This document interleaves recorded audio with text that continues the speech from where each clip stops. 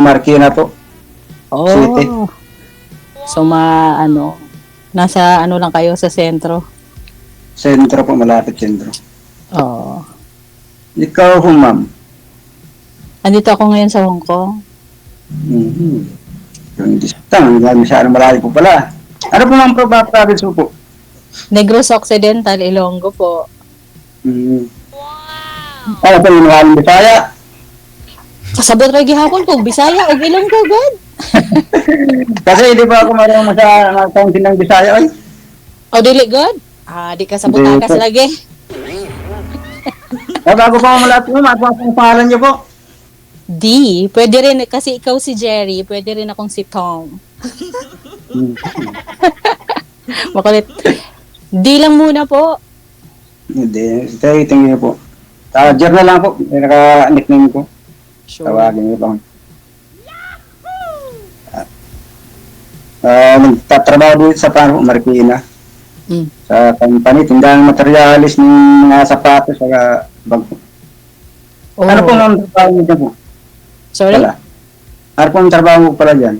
Oh, domestic helper po. Nasa loob ng bahay, exactly. Nagtatrabaho ako sa isang Chinese family. So, mostly naman talaga, pag dito ko sa Hong Kong, kaunti lang kasi yung mga, hindi naman kaunti, pero mostly kasi na DH talaga sila. Kami. Kami. Opo. Bale po, ilang taong ka na po dyan, ma'am, nag-nilbihan sa Hong Kong? So, nasa 7 to 8 years na yata ako. But before ng Hong Kong na Kuwait din ako, tapos na Dubai. Ngayon dito, yes. Last na yata to na destination. Wala ka naman magagawa sa Pilipinas. Kung di may opportunity sa labas. So, tatabaho tayo sa labas para kahit papaano matustusan. Oh. Wow na wow, DJ. Oh, hello. Kasi kahit...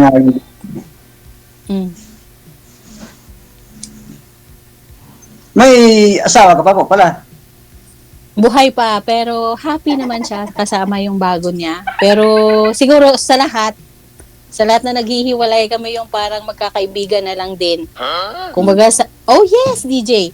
Kumbaga sa natanggap na namin ang isa't isa na separate ways kami. In different ways kami tatanda. Siguro.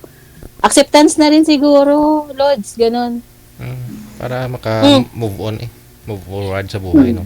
Kasi mostly naman po kasi sa naghihiwalay, parang kumbaga sa totoong buhay talaga, sa lahat na naghihiwalay, parang sukdo lang yung galit. Pero bakit kasi kailangan nating magalit?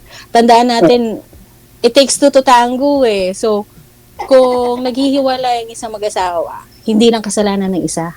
Kasalanan yung dalawa. Kasi hindi nag-workout, hindi nyo na-i-workout. So, isa't isa may kakulangan. Tama. Depende lang po siguro yun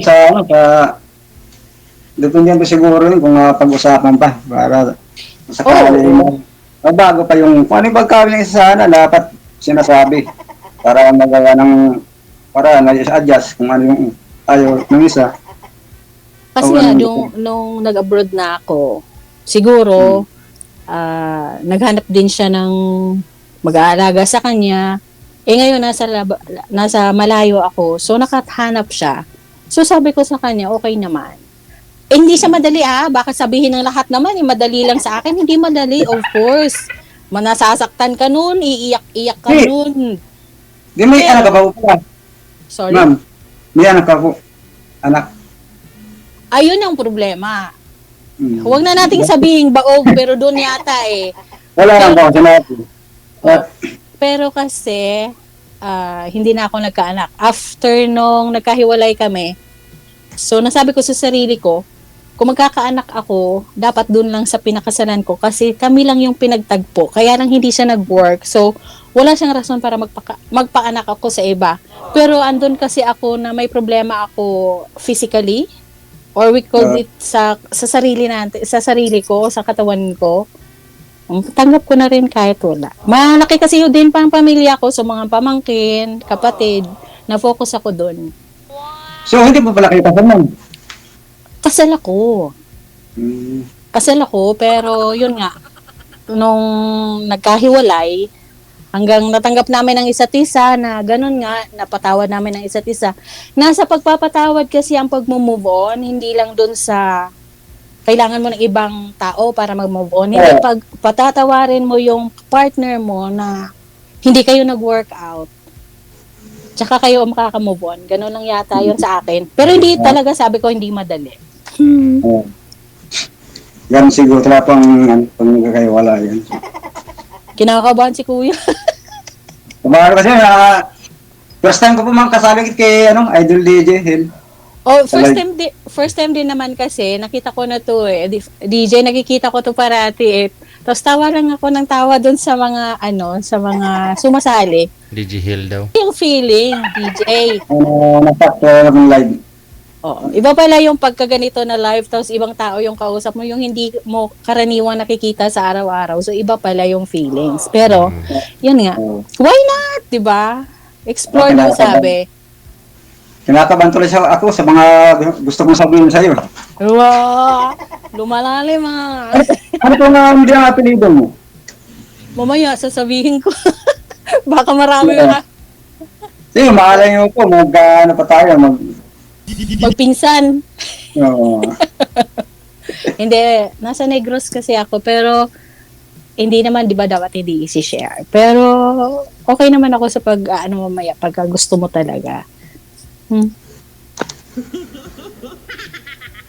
Tawa ka dyan, DJ. Si Kuya, kinakabahan ako, Diyos ko. Ay, sorry. Kinakabahan siya, Kayo po pala. Ilan pala pang kontrata mo po dyan? Pag Hong Kong kasi, isang kontrata is 2 years. So, every 2 years, pag gusto mo pa magtrabaho or gusto ka pang i-recontract ng amo mo, so magsistay ka for hanggat nagkakagustuhan kayong dalawa. Matatapos ako by, I think, August ako matatapos dito. Kailan po balak mag-uwi ng Pilipinas? Look forward si Kuya sa pag-uwi. Hindi masabi kung pagka nag-recontract ako sa amo ko, planning to go back home December. Pero pag hindi ako magstay at maghahanap ako ng ibang amo, dapat kasi pag-uusapan ng mga namin ng bagong amo. Ganon talaga yung Kailan nga po umuwi ng Pilipinas. Okay, way back nung nagsimula yung COVID, siguro, 2019? January yun, di ba? Yun yung last kong uwi. Oo. Nasa 3 years na rin siguro, Kuya. Ay po, Sir Jerry. Hindi ka po uwi pa dito ulit. Hindi pa. Planning talaga na uuwi ngayong December. In God's will po. Ganun talaga Kasi may kontrata tayong kailangan tapusin. By the way po, kayo po pala, na parami yatang kwento ko sa inyo. Kayo po pala, kamusta naman buhay-buhay natin dyan? Ay, ito lang po, kahit paano ay ko naman, hindi naman masyadong naghihirap dahil permintan ang pintrabaho namin dito. Oo, pagka may kita talaga, may trabaho, hindi talaga tayo maghihirap. Ganon talaga. Sipag tiyaga lang talaga sa bawat isa. Oo, kasi kung walang tiyaga ngayon dito sa Pilipinas, hindi tayo magkakaano yan. Tama po yan. Makikasagutan ko Kamusta naman po yung mga anak ninyo? Actually, malalaki na po. 17-18 na. 2. Mahilig ako sa bata, kaya lang hindi nagkaroon. Nandun pa sa mother ko, yung 2. Andun sila sa kanila, Sa mother ko po. Ay, wala po sa nanay nila. Wag natin pagsapan yung nanay. For sure may rason po siya na wala doon yung mga anak. Di ba po? 2021. Umuwi siya. Yun. Ay, nasa labas din po siya ng bansa. Sa Saudi. Mahirap yung relasyon na long distance, di ba po? Pag hindi kayo nagkakaintindi na. 2018, lumuwas siya.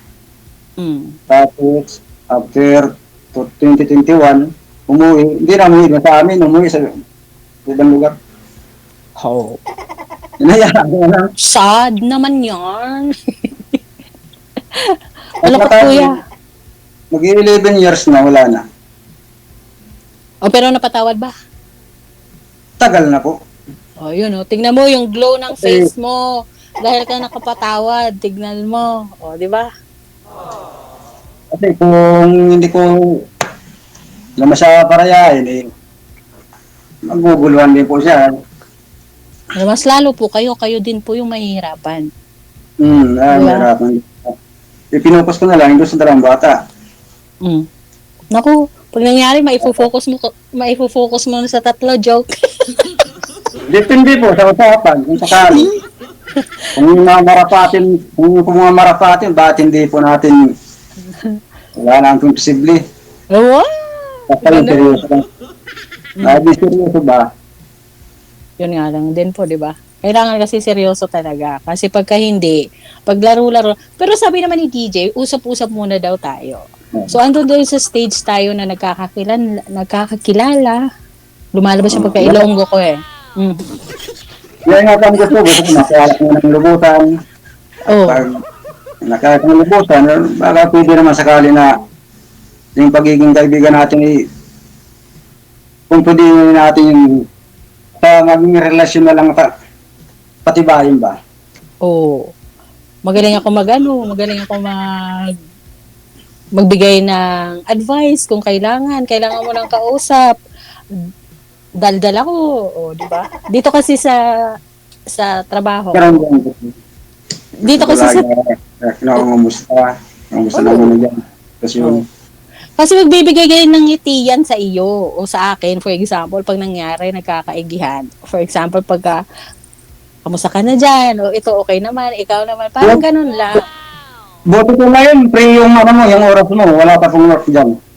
Kasi alas 10 naman na. Natatapos kasi yung trabaho ko mga 7 o'clock. So, kanina lumabas ako. Tapos, nagpaantay lang ako ng kaunti. Gawa ng isasara nga. So, sabi ko mag-antay lang ng kaunti. Tapos, nasa labas ako. Malamig kasi masyado rito. Nagkakasakit kami. Naubo, nasipon. Malamig masyado ang panahon. Hindi katulad sa Pilipinas sa init yan. Nagparang ka na sipon. Hirap magkasakit. Ay, syempre. Mahirap pagkasakit lalo na pag walang may naglalambi. Huwag ka nag-aalala. Lalamang pag akalong dumat nga sa kung nandito lang para sa mga bagay-bagay na ikaliligayan. Di ba? Ready siya, DJ. Beke naman, DJ. Sana nga, DJ. Kung yun na lang ang harapatin ko. Opo, no problem. Walang problema yan. Kasi, sabi pala ni DJ kanina, wag niya daw ipapakita yung babae yung mukha, baka pagka nangyari, hindi sisiputin, katulad nung isa kanina. So sabi ko, nakatawa nga pa ako dun eh. Buti hindi mo ako dyan. Hindi na ako, ako ganun. Nako. Pero in fairness, kuya, Kasi nga ako natatakot baka ako. Pag nakita yung pagmumukha ko bigla nilang mag-out. Hindi naman. Sa bawat isa naman po kasi, may kanya-kanya tayong personality. So, may uniqueness tayo. Okay, hindi kagandahan yung mukha, hindi kagwapuhan na sinasabi mo. Pero nasa loob naman po, good-hearted ka naman. Okay ka naman. O, di ba? Napalaki mo yung mga anak mo by your own. O, di ba? Malaki na yung credit sa iyo. Kasi yung iba yata ay pinipili. Hindi naman nakikita sa katangian ng kagandahan o kagawa ng isang taong tuloy ka talagang. Opo. Tama ka naman. Ganon talaga kasi minsan, sabi nga pagka yung ugali daw napapalitan or nagbabago. Pero yung mukha hindi daw nagbabago. Ano lang tayo, focus lang tayo sa positive.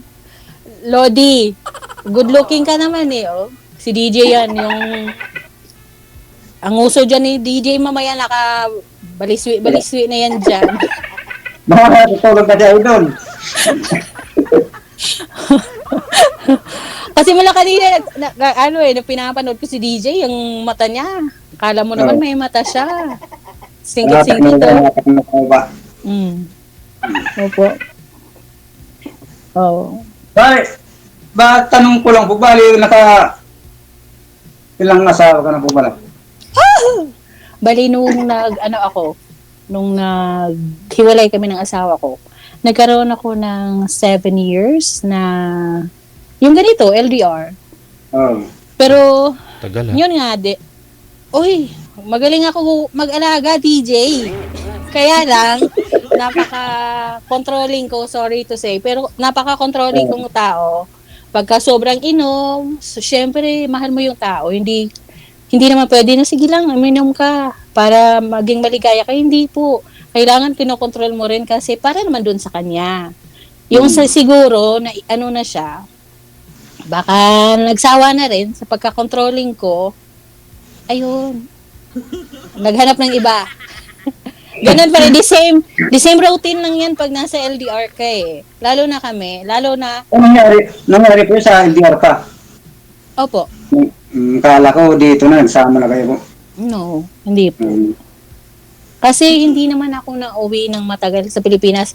In every contract kasi po, may 14 days dito sa Hong Kong na Bakasyon. ibibigay sa iyo na bakasyon pagka nag-recontract ka sa amo, pag nagstay ka sa amo. So 14 days lang talaga, not unless magbibigay sa iyo ng way yung amo na okay, you can stay in Philippines for 1 month. So okay din siya. Mabait na yung mga among ganon. Nasa pag-uusap din kasi. Pero sabi na nagstay ako siguro magsistay ako sa Pilipinas pang 1 linggo lang minsan kasi kailangan ko i-half-half yung Tsaka mahirap po pagka nagstay ka sa Maynila, sa Pilipinas, I mean. Next panahon, ang pag-guess mo. Marami kang baka gagastusin. baka hindi tayo mag-meet dyan kung paano nagka-uwi ka rito sa Pilipinas. Gusto ko sana na makipag-meet na sa'yo yung mga papo.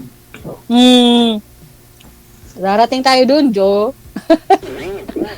Huh? React ka dyan, GJ. Yun nga, on process tayo. Pero hihiling naman ako kasi gusto ko rin makita ka ng personal at makakausap ng maayos. Sakali, sa mga seryosong usapan. DJ, alam mo, ang lamig dito sa Hong Kong, pero nanginginit ako. Ako, hindi ko alam kailan pa po yung kailan pa yun. Mas lalo pala si Kuya. Baka pagtapos ang usapan na to, wala na tayong komunikasyon, hindi na tayo magkausap ulit yan. Ay, hindi. Bibigyan kita ng pagkakataon makausap ako at makilala. Andun ka, doon mo makikita kung willing ka magstay. Kasi mostly naman. Pero hindi naman, kasi hindi naman bad for 7 years na tumagal. Siguro nagsawa din siya sa pagka-controlling ko. Ganun lang. Ano po bang hinaharap mo sa isang lalaki na ito kasi yun eh. Hanggat hindi mo siya nakakasama sa isang bahay, hindi mo siya makikilala. Pero pagka tinanong mo yung hanap-hanap, in the age of 42, I don't think na may kailangan pa akong ganun. Siguro sabihin na natin na loyalty. Kasi nga sa LDR, kailangan yung loyalty. Bago ka mag-love, kailangan ng trust. So, kailangan talaga na huwag sirain yung trust. Kasi pagka nasira na yung trust, yung love ay napapalitan ng hate. So, hindi tayo mag-hate. Kahit siguro na ganun din, na nagkasala tayo sa isa't isa or nagkakulangan, hindi pa rin. Give way pa rin tayo. Kung doon siya masaya, doon tayo. Ganun ba? Hindi yung parang sukdulan na yung magagalit ka na in a terms na Diyos ko kahit ano maninira na. Ganun ba? As positive lang. Mindset daw, sabi ni DJ.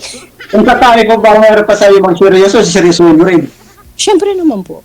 Kasi hindi na tayo magiging bata pa. Hindi na tayo babalik sa 18 years old na we can still play. Hindi tayo balik doon. 'Di ba? So in a terms na in a good relationship naman in a future, hindi na tayo maglalaro ng mga feelings ng isa't isa. Kailangan na din magfo-focus kung gusto mo pala ng forever. 'Di ba? Yun nga sabi nila. wala naman may nangyayaring forever, pero nasa isa't isa naman yung respeto, and then yung love na doon, ando na yun. Kaya doon tatagal ang relasyon bilang isang pamilya. Opo. Kung hindi man po minsan kasi pag hindi naman po nagwo-work yung isang relationship, siguro may sobra. Hindi ka parati kasi kulang. May sobra din po dyan. So, balance it siguro. Kasi kahit sa life natin, kailangan natin ng balance eh. Balance sa time, balance sa effort, sa pag-support, ganun. Madaldala ata ako, DJ. Halata mo, ma'am? Basta gani ilungga. Papa. Babaan. Awa. Babaan. Sorry, DJ. Hindi ako naiyak, DJ, ah. Natatawa ako. Bakit po? Wala lang. Hindi magandang usap natin, ha? In fairness, sa lahat naman nung nag-usap kanina, may mga steady moments na hindi sila nag-uusap, nag-iisip pa. Tayo dalawa, ang ganda ng conversation. In fairness, DJ. Yun nga lang, si Sir nang gugulat. Akala ko galit na. Nang sumisigaw eh. Pansin nyo pala. Buti na hindi ako gulatin. Sino ba yung sumisigaw, Lods? Ay, gulat ba? Hindi na talaga yung bossing, minsan nakalakas na nahina. Kasi kala ko yung bumpong mahina, baka ako hindi lang marinig, kaya minsan hindi nalaksakas ang kaunti. Okay naman. Mula kanina, okay na okay, oh. Thanks. Saan pala po ang yung mga anak nyo? Nasa nanay nyo? Malalaki na rin, ano? Probinsya po. Anong probinsya nyo? Marinesor. Malayo. Alam ko sa Hong Kong. Malayo. Kasi yung Pilipinas din. Oo. Kaya Tsaka doon- Marinesor pa po. Ano nga salita doon? Bicol. Tagalog din. Bicol. Hindi, halong Bisaya po. O di magkakaintindihan. Magkasinabot yun taan ni di ay. Medyo lang, unti lang ba ang ano. Dikit lang naintindihan ko. Bisakol.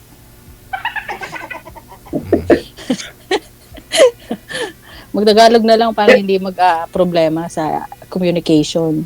Hindi lang po ba magkasama sa trabaho. Sa tinutuloyan pala.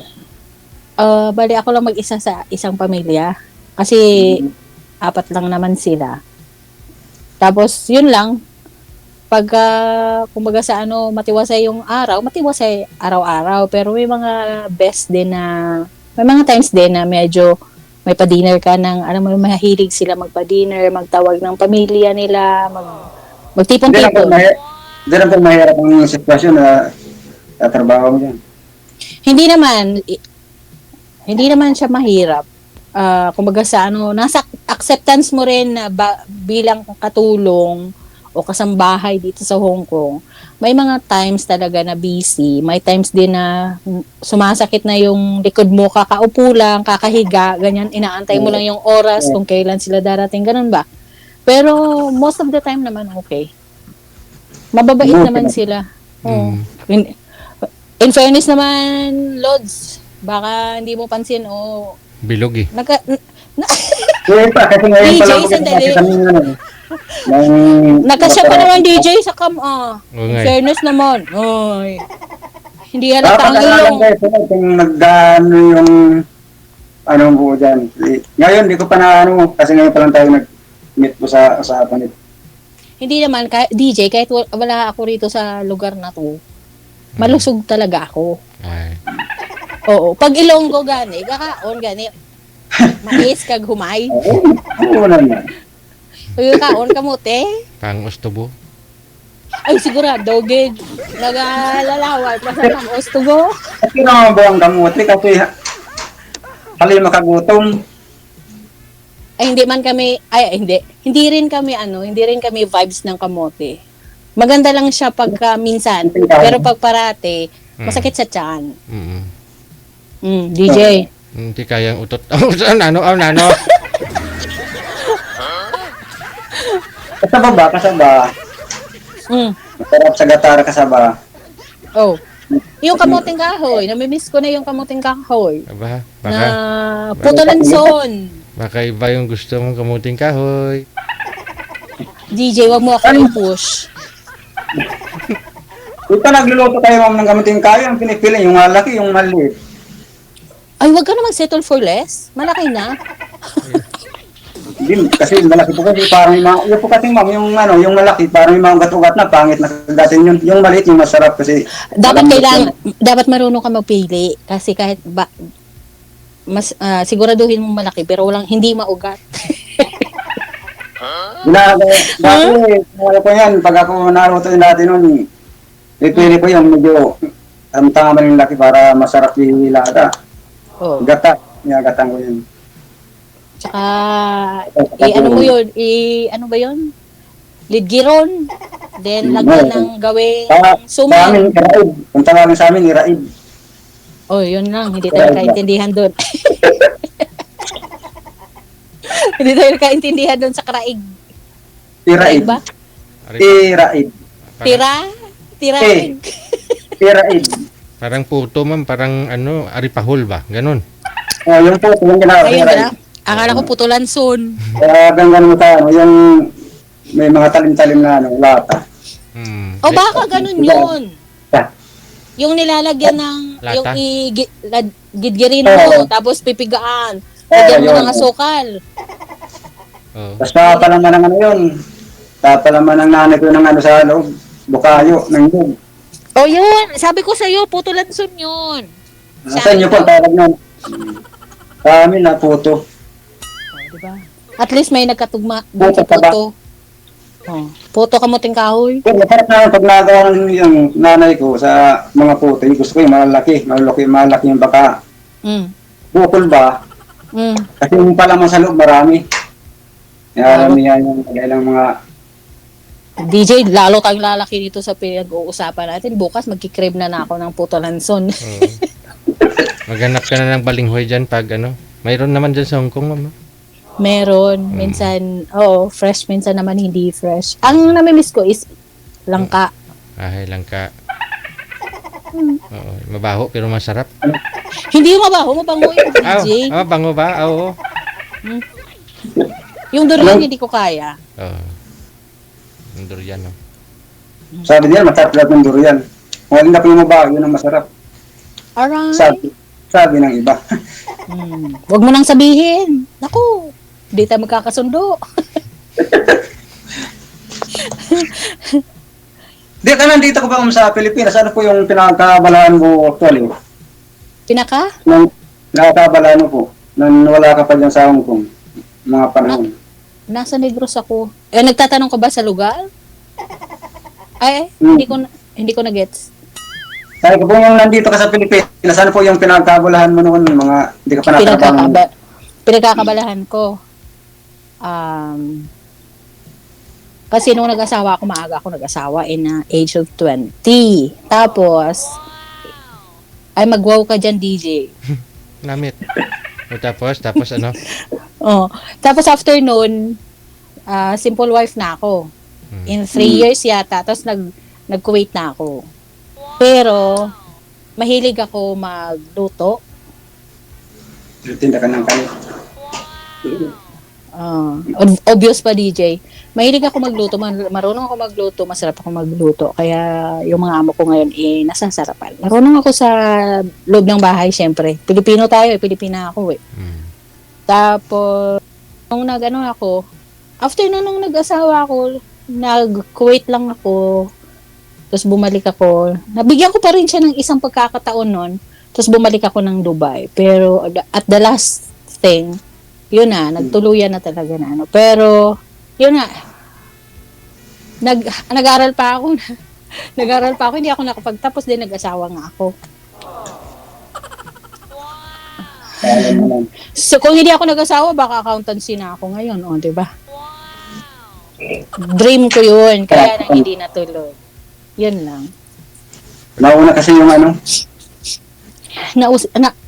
Hindi maganda sabihin yung word na L. Pero nauna kasi minsan na tayo, marupok ang tawag doon. Marupok ba? Namit. Paano kayo nakalimar sa ganun? Ano? Nauna ang namit. Hindi na oy, wag ka DJ ah. Nasa ano ka rin ah, ano tawag nito. Magkaedad lang siguro tayo DJ, wag ka marupok ka din ng mga kapanahunan natin, ng mga 20s ako. Oo. Ganon tayo. Oy, kahit ngayon marupok pa rin ako. Tignan mo yung muso mo DJ oh. Nagbabalik-was na naman. Ganun Diba? pa. Mahilig ako magnegosyo ng pagkain. Doon ako fit eh. Meron ka po bang hinahanap ng standard sa halimbawa? Standard sa isang pagkatao? Hindi ko tinitignan na yon. Kasi nga yung sinasabi ko sa iyo, I'm 42 years old. Pag nakita ko yung lalaki na marunong naman siya maghanap buhay, marunong siya magtrabaho, at ang importante doon na pag-uusapan, ang importante doon na tutustusan mo ang pangangailangan ng mga anak mo. Kasi sa isang relasyon, for example, it will happen na magkakatayo. Advance ba? DJ, wag ka mag-react.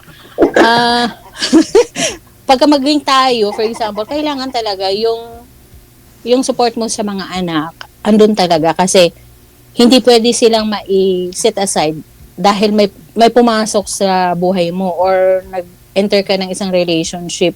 So, kailangan talaga tustusan mo yung mga anak mo para maging still, ka pa din, responsableng ama ka pa din.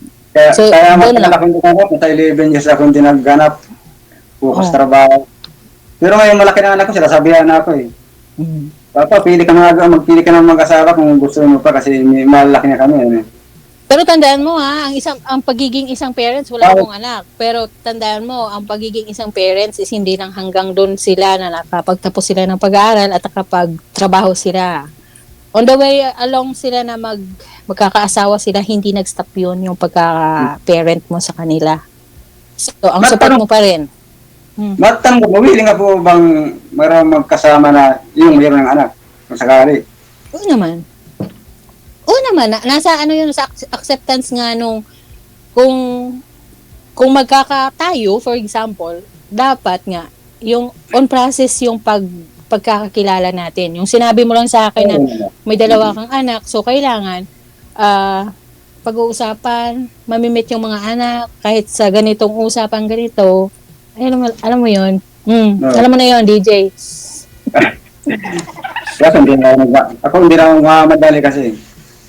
Ay, hindi ni pinagmamadali yan. The more ka nagmamadali, the more yun hindi nagsistay. Hinuhuli ko pa yung galing isang babae kung pagkakakiwalaan ba sa lahat ng bagay. Yun nga sinasabi, sa nakikita mo ngayon, yung ngiti na yan, may behind nung ngiti na yan, yun yung sabi, may pagka-controlling, may pagkamaldita. Ano na yun, normal na yan sa ugali ng isang babaeng Pilipina. Kahit siguro yung mo, di ba? Kahit nga si DJ siloso din yan.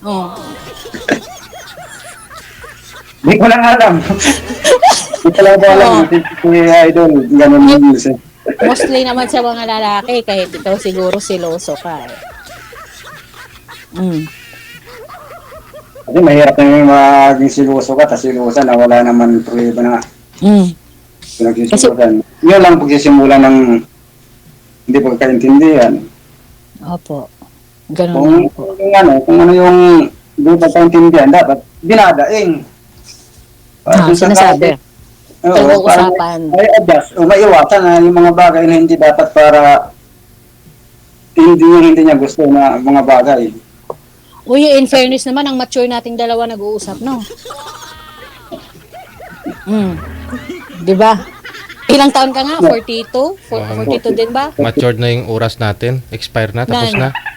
Di ba? Bye-bye na, DJ. Bye-bye na, viewers. Sige. Maraming salamat. Thank you so Salamat po. Sige. Good luck sa inyo. Thank you. Wanted, sweetheart. Wanted, sweetheart. Kabush.